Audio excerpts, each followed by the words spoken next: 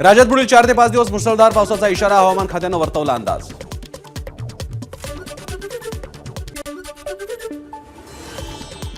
पुण्यातील विमानतळ परिसरात मुसळधार पाऊस. विमानतळाच्या नव्या टर्मिनलवर पुन्हा साचलं पाणी. प्रवाशांची मात्र तारांबळ. पुण्यात सलग दुसऱ्या दिवशी मुसळधार पाऊस. सखल भागात साचलं पाणी. नागरिकांना करावा लागतोय अडचणींचा सामना.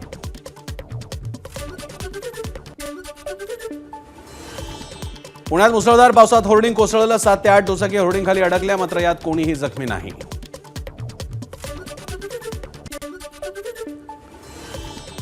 कोल्हापूर जिल्ह्यात सलग 5व्या दिवशी वळवाच्या पावसाची हजेरी. विजांच्या कडकडाटासह पाऊस पडल्यानं सखल भागात साचलं पाणी.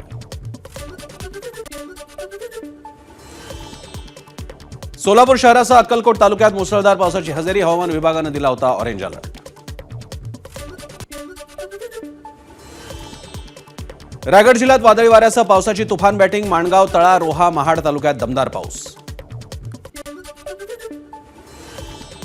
भंडाऱ्यात वादळी वाऱ्यासह वाळवाचा पाऊस. पवनी तालुक्यातील पहिला परिसरात अनेक झाडं उन्मळून पडली, तर विद्युत खांब कोसळल्यानं अनेक गावांचा वीज पुरवठा खंडित. कापणीला आलेलं भात पिकही जमीनदोस्त.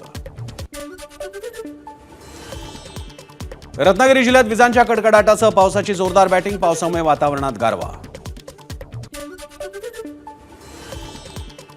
जालन्यात वादळी वाऱ्यासह अवकाळी पाऊस. राजूर रोडवरील एका मंगल कार्यालयातील लग्नाचा मंडप वादळी वाऱ्यानं कोसळला. सोलापूरच्या करमाळा तालुक्यातील जेऊर आणि परिसरात मुसळधार पाऊस. सखल भागात साचलं पाणी, तर केळी भागांचं मोठं नुकसान.